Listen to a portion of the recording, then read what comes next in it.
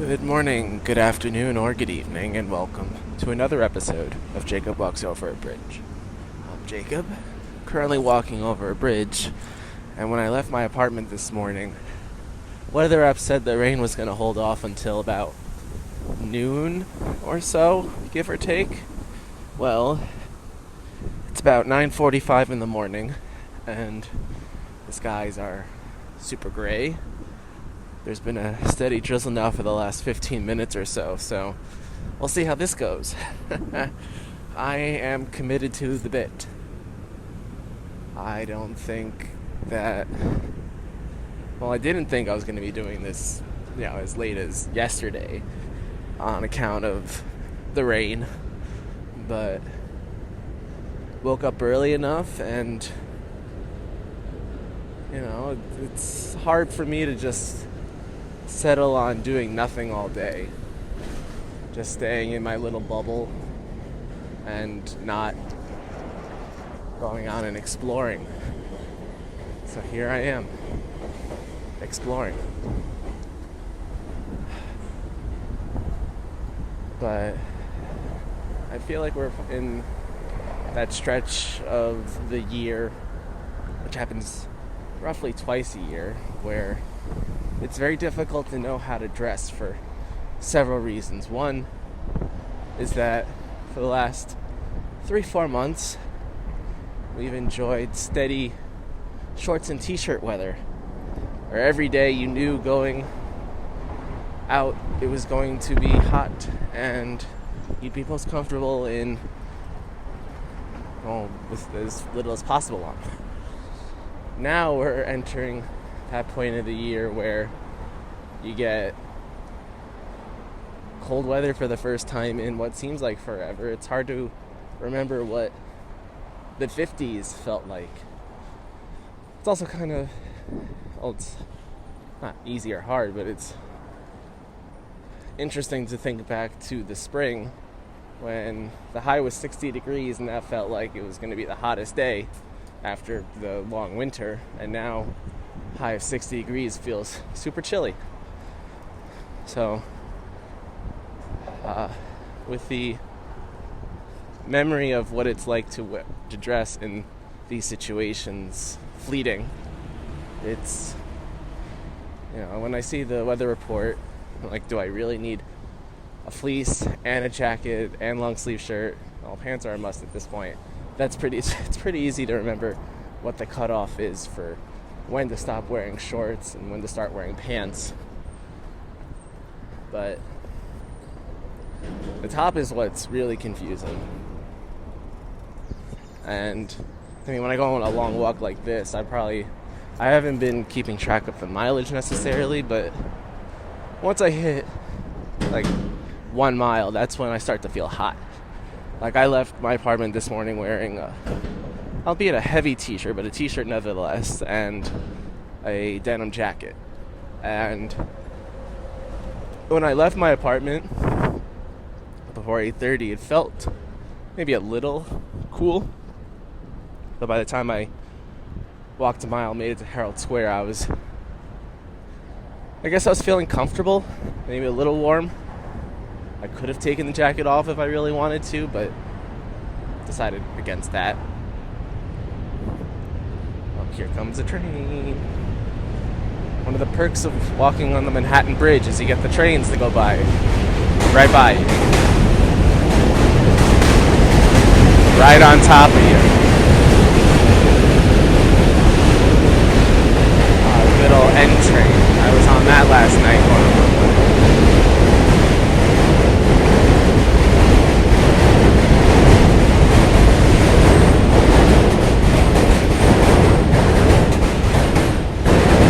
But as I was saying, do you really think God exists? Of course, God and fall, spring weather don't necessarily go hand in hand, but it's a question I've been thinking about for a little while now, and, well, not a little while, like a long while.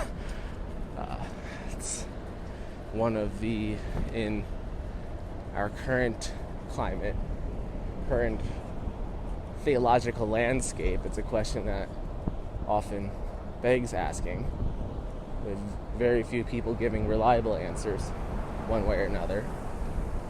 And I guess that's one of the things I like about Judaism, is that one can ask questions like that and still consider themselves, Jewish. I guess that's, well, some people wouldn't consider that Jewish. A lot of people would consider the life I live to be one of a goy. And I respect their opinions. They're entitled to those opinions. But when someone asks me what my religion is, I will say Jewish. And despite that, I still have, my doubts about whether or not there is a God. I mean, Judaism at this point, at least in the United States, is more of a ethnicity now than anything else. Yes, there is a separate religious aspect to it, but I would say, at least among my circle, I'm speaking from my own personal experience, it's, what was I going to say?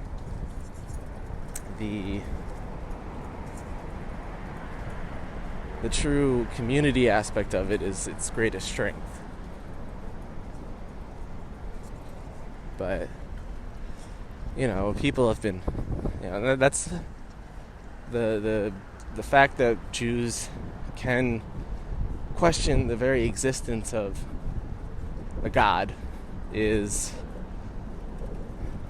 very different than what I've observed anyway from the Christian side of the aisle, where it's, I guess, accepting that there is a God and that Jesus is the son of said God is, I guess it's just baked into it to the point where that is the defining quality of Christianity. Where if you don't believe, among all the different sects, from, I guess each one has added or subtracted things. Like, Mormons believe different things than Catholics do, but at the crux of it, pun not intended, but now I'm intending it,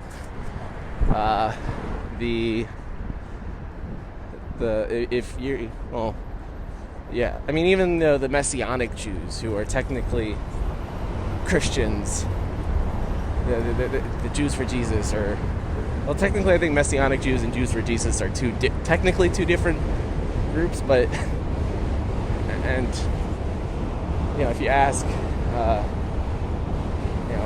I guess that's like how the Orthodox Jews would view me as not really being Jewish. I don't really view, the Jews who believe in Jesus is that, or Jews who believe, I believe in Jesus and the fact that I believe that Jesus was a person. But if you believe in Jesus, that he is the Lord and Savior, and believing in him will, no matter what, really bring you to heaven. He'll absolve you of all your sins, and everything's going to be happy-go-lucky from the time you die to the end of time.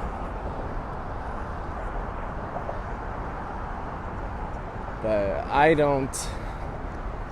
personally don't. I respect their right to have a faith and to believe what they believe. I just think that, like a lot of things, even among,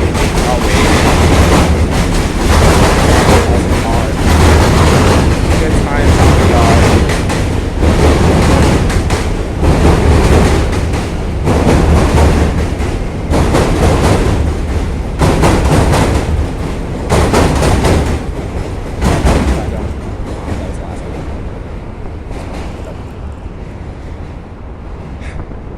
But as I was saying about summer wet now, but going back to it, the base belief of any Christian faith is Jesus. And doubting that, historically, has been bad in general for anyone, but doubting any part of the Bible and doubting that there is a God and that Jesus is the son of that God, I guess it's just that since they added that extra bit, that's where if Christians were totally different, like they had a different God, different everything, maybe that'd be one thing. But because they've added a lot of layers, it's harder to be Christian in name only, so to speak. Whereas if you watch one of the seminal productions in Broadway, Fiddler on the Roof, those are observant Jews who are the main characters, but at the same time, even there you have folks questioning how God works and whether or not, and even for, I don't know, I guess you couldn't imagine that with Christianity. A Fiddler on the Roof Christian style for a lot of reasons, namely that Christians rarely have been, it would be interesting if they made a Mormon version of that, and instead of the Jews being forced to leave Russia, they had the Mormons forced to leave upstate New York to go to Utah.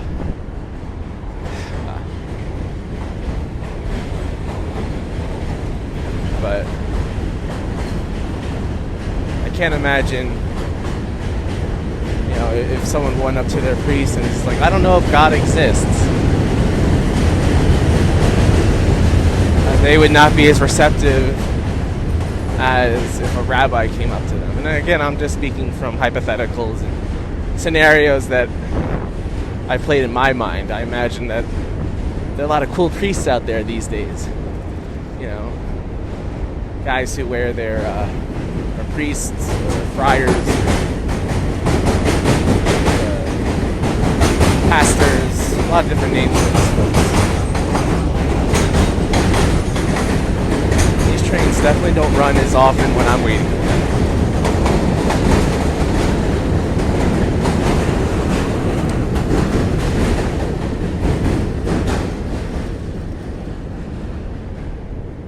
The rain stopped anyway, for the moment. It's relatively calm, which is nice, because I can't, if I were to walk over this bridge in the heat of a hurricane, I'd definitely lose my hat for one, but I would be most miserable, and this recording would have a few more background noises in it. But I guess believing in God is, from my perspective, just trying to explain the unexplainable. And I guess historically people don't know that there's a bike lane on the Manhattan Bridge, and that it's good. This is one of the best bridges to bike over because you never have to deal with pedestrians, yet cyclists decide to go on to the pedestrian side. They really should add some, I believe this for all areas where cyclists are not supposed to be riding, all the pedestrian paths, especially on the Triborough Bridge, which gets really annoying when you have a narrow walkway and you don't have the high gate to protect you from falling into the water necessarily.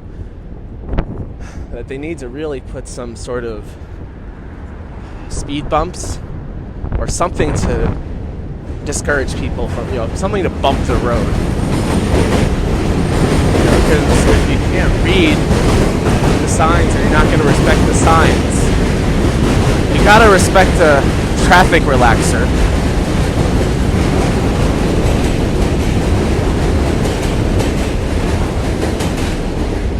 It felt like a shorter train than usual. I don't know.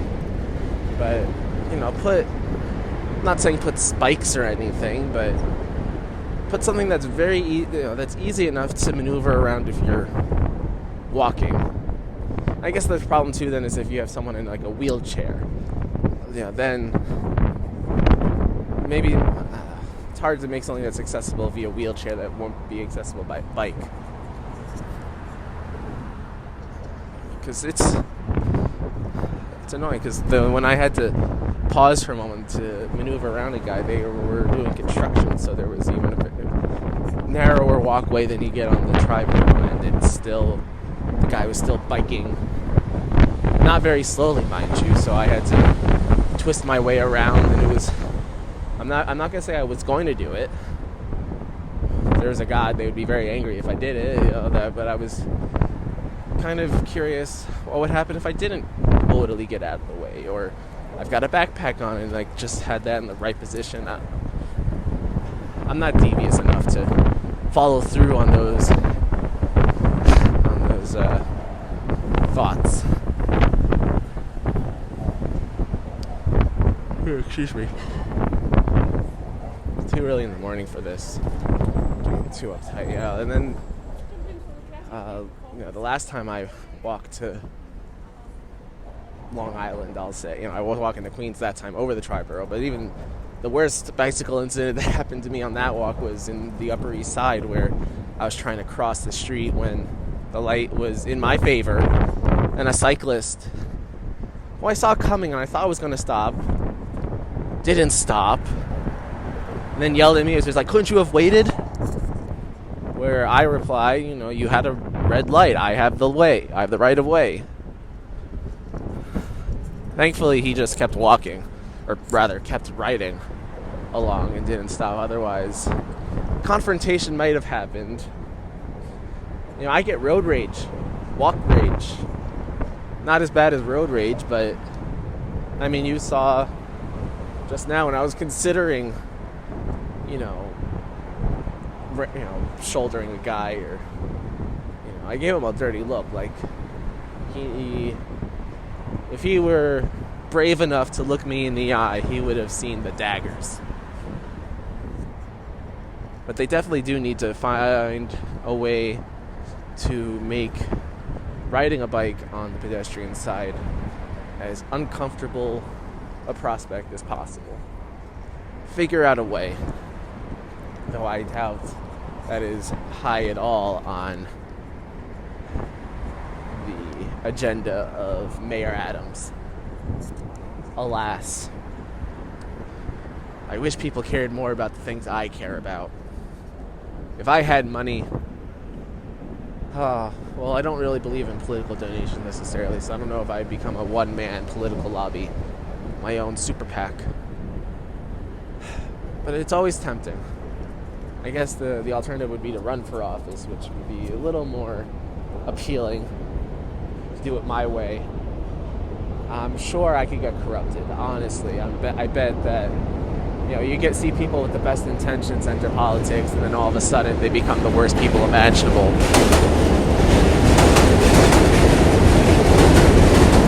This one's making rich. That's fun.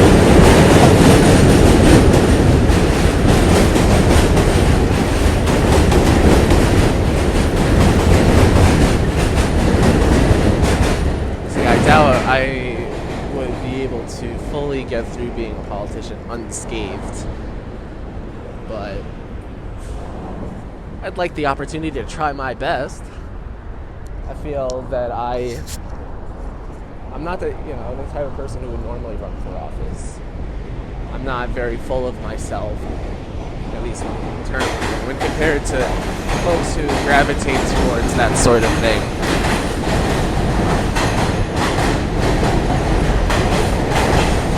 I don't think I'd be very good, but I'd like to have some say. That's more than just one vote that for certain elections mean more than others. Man. What about God? There have been times where I've been more, it's hard, I guess not devout, but my belief that there is a God of any sort, the certainty has waned and waxed and waned. That's the proper order. Probably one of the times where I was most certain was when I was at summer camp. Of course, it's a Jewish camp, so I guess all those ideas of, it's all top of mind religion. and I wanted to send a letter, get to my parents with enough time for them to put together a shopping list for the upcoming visiting day where they could bring snacks and treats and all that other stuff. I just pulled something. So you can even hear that. Train. Is that a cue? Yeah, it's a cue. Of course it's a cue. But I made the list, sent it out, and for it to get to them with enough time for anything I wanted to get done in any timely manner, it had to have been received by them in like a day or two. Something that the USPS is not especially known for, timeliness. But I gave a little prayer, and sure enough, parents showed up a few days later on visiting day with almost everything that I asked for. At that moment, I was like, there must be a God. If my mail got them on time, there must be a God there answering prayers. But then I guess it's dimmed over time. I guess now it's at the point where, I mean, there could be a God, there could not be a God, there might be other gods, plural. Hard to say for sure, you know? Despite what the Catholic Church might say, I don't really see so many supernatural miracles happening. Miraculous things happen often. Maybe just getting missed by getting struck by lightning, or maybe you win the lotto. That feels like a miracle. Hitting a home run, people pray all the time after doing anything on the baseball diamond. But whether those are acts of God or not, I think give yourself a little credit, or maybe not winning the lotto necessarily, but people need to give themselves a little pat on the back every now and then.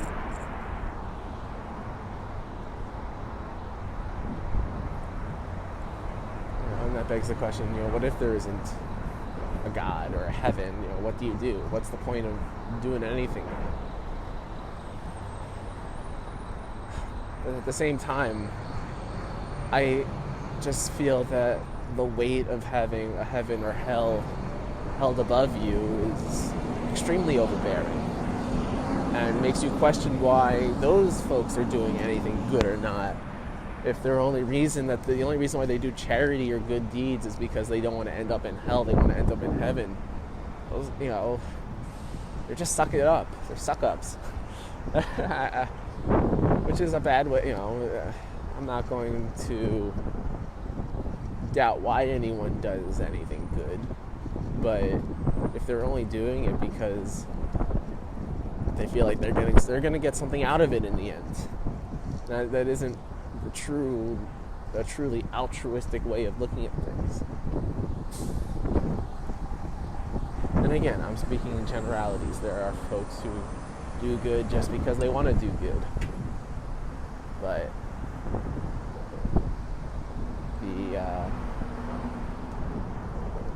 the way I see it is that the atheists have it.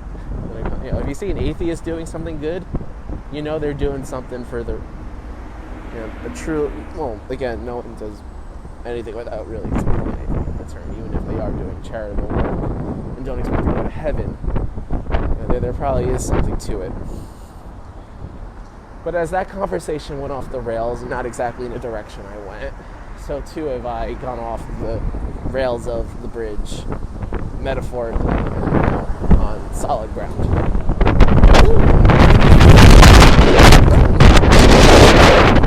Like a cool guy, backwards baseball cap.